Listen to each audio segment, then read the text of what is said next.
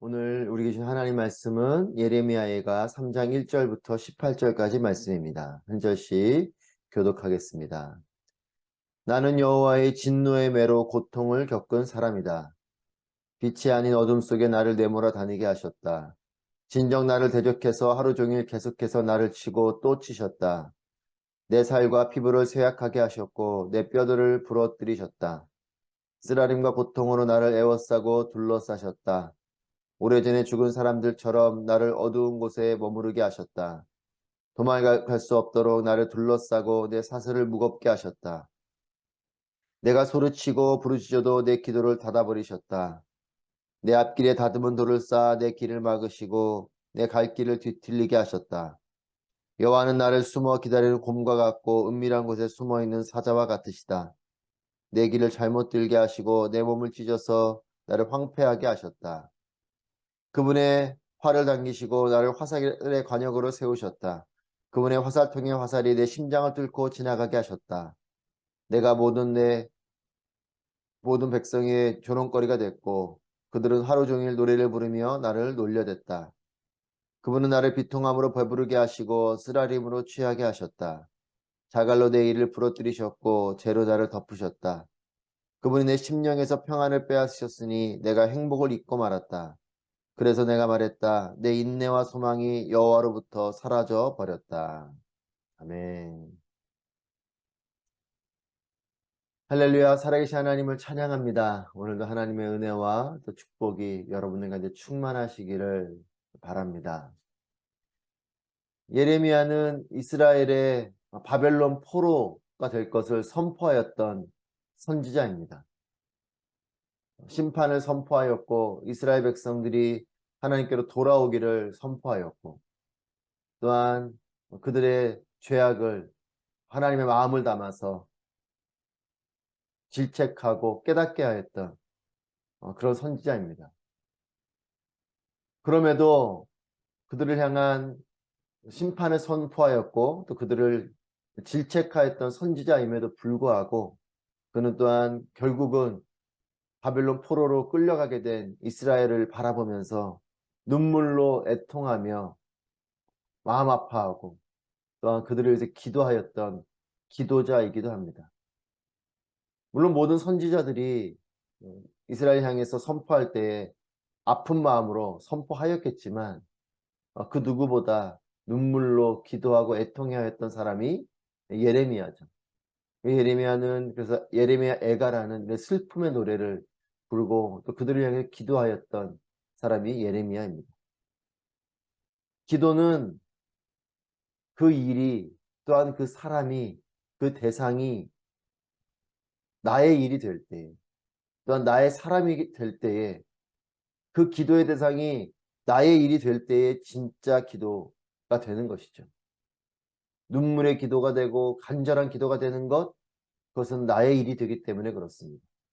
나라 민족이 진정으로 나의 공동체 일대의 기도가 되고 그 사람이 진정으로 나의 사람일 때에 기도가 되는 것이죠. 그 일이 나의 기도일 때, 나의 일일 때에 기도가 되는 것입니다. 기도는 나의 일이 될 때에 진짜 기도가 되는 것이죠. 이스라엘의 고통, 이스라엘의 안타까움이 예레미야에게는 그저 내가 선지자이니까 그런 마음으로 기도한 것이 아니라 그 일이 나의 일이기 때문에 나의 민족이기 때문에 예레미야는 자신의 고통처럼 자신의 눈물로 기도하게 된 것입니다. 사랑하는 여러분, 정답을 내리는 사람은 많지만 공감하는 사람은 많지 않습니다. 정답이 정답이 아니고 공감이 정답이죠. 공감하면 기도하게 됩니다. 내가 기도가 없는 것은 내가 그 일에 공감하지 않기 때문이요. 그 일이 나에게 사랑이 되지 않기 때문에 그렇습니다. 사랑하면 기도하게 됩니다. 그 사람을 사랑하면 기도하게 되고 그 일을 사랑하면 기도하게 되고 그 공동체를 사랑하면 기도하게 됩니다. 기도는 의무감으로 하는 것이 아니고 기도는 되는 것이죠. 자녀를 사랑하기 때문에 자녀를 향한 기도가 자연스럽게 되는 것이죠. 공감하면 기도하게 됩니다. 로마서 12장 12절 말씀에 보면 기뻐하는 사람들과 함께 기뻐하고 우는 사람들과 함께 우십시오. 이렇게 기록합니다. 여러분, 기뻐하는 사람들과 함께 기뻐할 때에 진정한 그들을 향한 기쁨의 기도가 나오고, 우는 사람들과 함께 울 때에 그들과 함께 눈물로 기도하게 되는 것입니다. 기쁨을 보아도 내 얼굴에 별 변화가 없고, 우는 사람을 보아도 내 마음 가운데 눈물이 없는 것은 내가 그들과 공감하지 못하기 때문이요, 또 그들을 향한 나의 마음이 없기 때문에 그렇습니다. 진정으로 기뻐하는 사람과 함께 기뻐한다면, 우는 사람과 함께 울 수 있다면 우리는 기도하게 되고 함께 즐거워하게 되는 것입니다. 1절 말씀입니다. 나는 여호와의 진노의 매로 고통을 겪은 사람이다.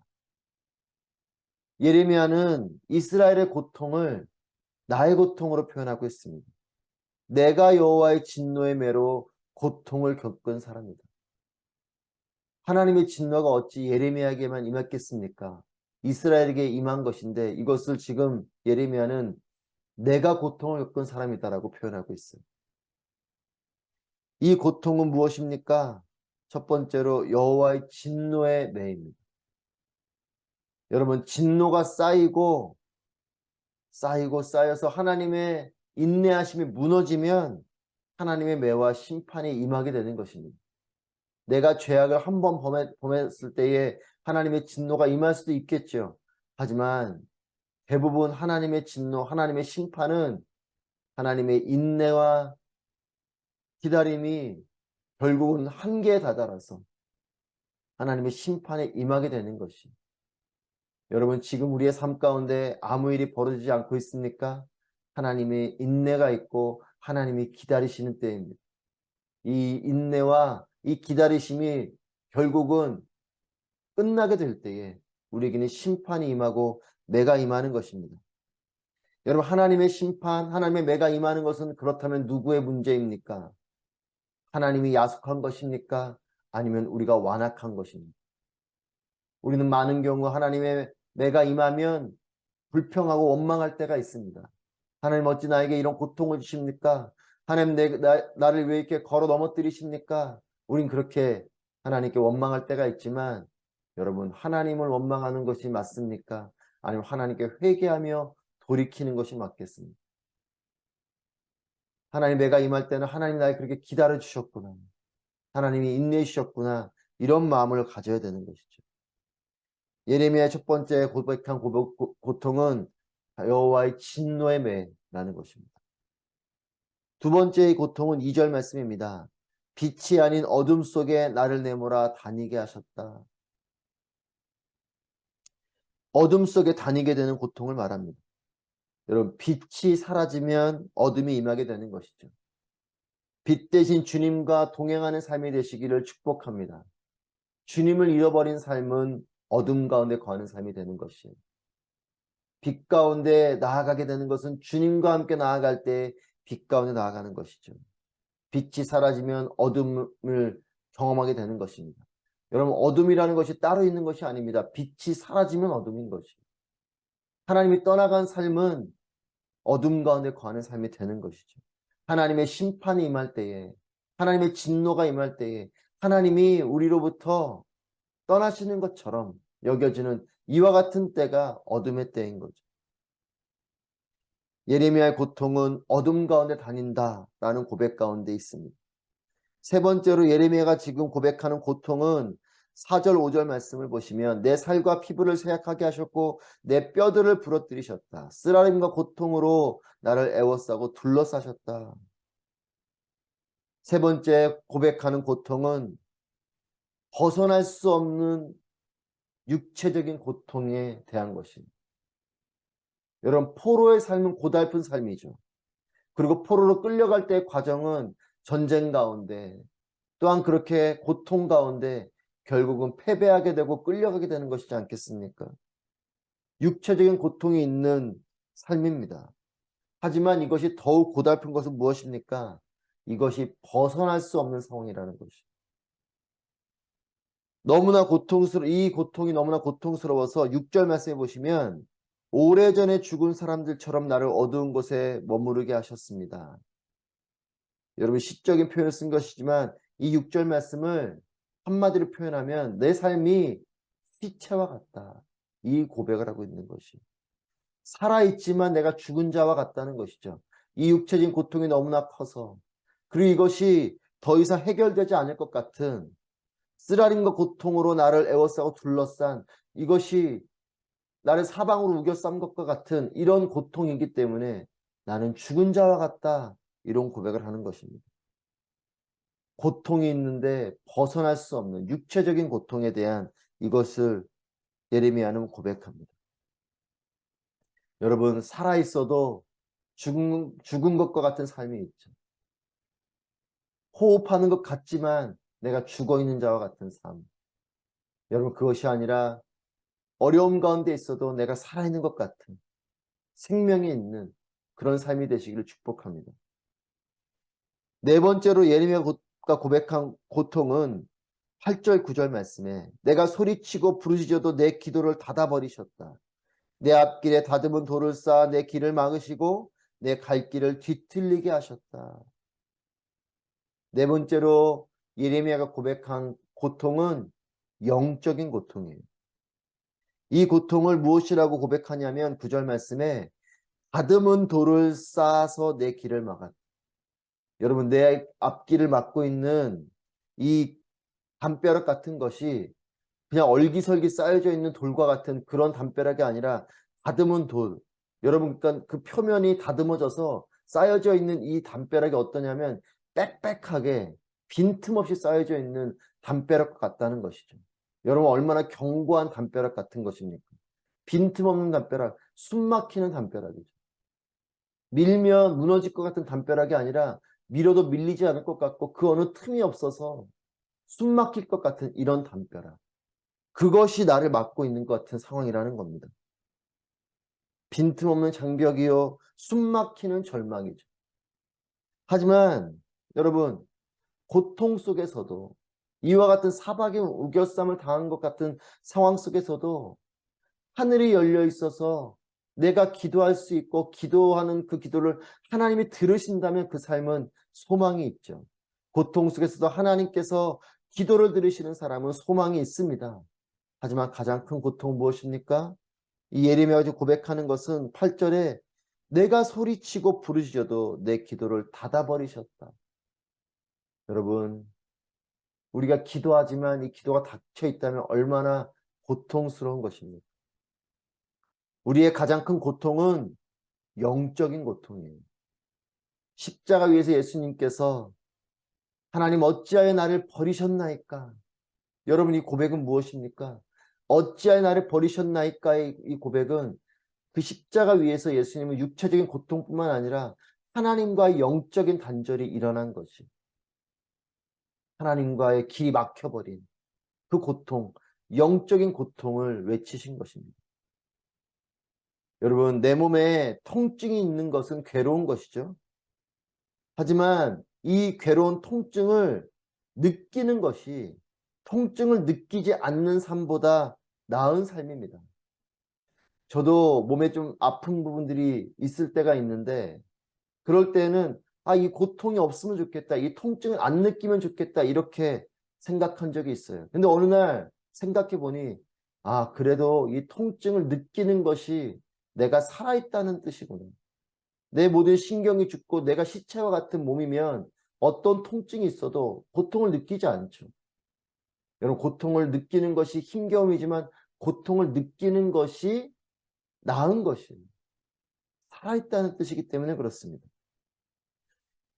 여러분 하나님을 모르고 하나님과 내가 단절되어져 있는데 이것이 아무런 고통으로 여겨지지 않는다? 이것은 더욱더 큰 위기인 거죠. 내가 하나님과 단절되어져 있는데 아무렇지 않습니다. 하나님과 영적인 교통이 없고 내 기도가 막혀 있는데도 아무렇지도 않은 것, 여러분 이것이 평안한 삶이 아닙니다. 이것은 위기의 삶이죠. 내가 죄를 범해도 내 마음 가운데 찔림이 없고 내 얼굴이 붉혀지지 않고 하나님 앞에 내가 두려움이 없고 여러분 그래서 하나님 모르고 살아가는 사람들 그 사람들이 잘 살아가는 것 여러분 부러워하지 마십시오. 그것은 더 큰 위기인 것이. 기도가 막혀 있을 때 기도가 막힌 것에 고통스러워하는 것, 여러분 이것이 우리의 영이 살아있다는 뜻이죠. 여러분 하나님은 모르고 하나님과 단절되어져 있음에도 이것이 위기로 여겨지지 않는 삶은 더 큰 문제입니다. 여러분 우리의 삶이 영적 고통이 가장 큰 고통임에도 불구하고 이 위기와 문제를 인식 못하는 사람들이 많습니다. 여러분 이것은 그 사람들은 나는 평안하다 평안하다 괜찮다 괜찮다 하지만 그렇지 않아요. 여러분 이것은 큰 위기입니다. 우리의 가장 큰 고통은 무엇인가? 영적인 고통이에요. 근데 이 영적인 고통을 느끼지 못한다? 이것은 위기입니다. 여러분 그래서 우리의 영이 살아나야 되고 하나님과의 교제가 열려야 되는 것이죠. 우리의 인생에 하나님 만난다는 것, 하나님을 깨닫는다는 것, 하나님과 교제한다는 것, 여러분 이것만큼 중요하고 이것만큼 복된 것이 없습니다. 물질을 많이 얻는 것보다도 하나님과의 길이 열리는 것이 더 큰 축복이죠. 하나님께로 온 존재이기 때문에 하나님께로 나아가는 것만큼 복된 것이 없습니다. 여러분 이 위기를, 이 영적인 위기를 예레미야는 이렇게 표현하고 있습니다. 17절 말씀입니다. 그분이 내 심령에서 평안을 빼앗으셨으니 내가 행복을 잊고 말았다. 평안이 사라지고 행복을 잊어버린, 내가 하나님과의 기도가 막혀 있고 이런 모든 영적인 고통과 이런 삶은 평안이 빼앗긴 삶이요. 행복을 잊어버린 삶이다. 여러분 이전의 상태는 어떻다는 것입니까? 평안을 빼앗겼다고 표현하고 행복을 잊었다고 말하는 것은 이전의 삶은 내게 평안이 있었고 행복이 있었다라는 뜻이죠. 여러분 원래 인류는 평안과 행복의 상태 가운데 에덴 동산에서 지어졌죠. 하지만 죄로 인해서 이것들을 잃어버렸습니다. 우리의 평안을 잃어버렸고 행복을 잃어버렸습니다. 에덴을 벗어난 인류는 평안과 행복을 찾아야 되는 존재가 된 것이에요. 여러분 우리는 원래 행복과 평안을 찾아야 되는 존재가 아니었습니다. 행복 그 자체였고 평안 그 자체였죠. 하지만 에덴으로부터 벗어난 인류는 평안을 찾아야 되는 존재요. 행복을 찾아야 되는 존재인 것입니다. 여러분 그래서 원래는 행복과 평안은 찾는 것이 아니라 행복과 평안은 잃지 않아야 되는 것이었어요. 유지하는 것이었던 것이죠. 예레미야의 고백처럼 하나님과의 영적인 단절, 하나님 앞에 범죄하는 그 존재는 평안을 잃어버리게 되고 행복을 잃어버리게 되는 것입니다. 여러분 공감의 사람이 되시기를 축복합니다. 다른 사람과 공감하고 이웃과 공감하고 나라 민족과 공감하고 열방과 공감하면 기도하게 되는 것입니다. 여러분 두 번째로 하나님을 얻는 삶이 되시기를 축복합니다. 하나님을 잃으면 모든 것을 잃어버린 것임을 깊이 기억하고 평생에 하나님과 동행하는 삶이 되시기를 축복합니다. 하나님께서 함께 하시는 삶, 가난 속에서도 질병 속에서도 고난 속에서도 평안과 행복이 가득한 삶이 되시기를 축복합니다. 하나님을 얻으면 하나님과 동행하면 비록 고통은 있을지라도 고난은 있을지라도 어려움은 있을지라도 때로는 사방으로 우겨쌈을 당하는 것과 같은 삶이 있을지라도 우리의 삶에는 평안이 있을 것입니다. 행복이 있을 것이에요. 여러분 평안은 전쟁터와 같은 상황 가운데서도 평안한 것이 평안이에요. 상황이 조용하다고 평안한 것이 아닙니다. 내 삶에 아무 일이 안 벌어진다고 평안한 것이 아니에요. 하나님과 함께 할 때 평안이 있는 것입니다. 여러분 고난과 어려움 속에서도 하나님과 동행함으로 진정한 평안과 세상에 줄 수 없는 기쁨과 평안, 세상에 줄 수 없는 행복을 누리는 우리의 삶이 되기를 축복합니다. 사랑하는 여러분 평안하십시오. 행복하십시오. 그리고 이 평안과 행복을 잃어버리지 않는 평생의 삶이 되시기를 주님의 이름으로 축복합니다.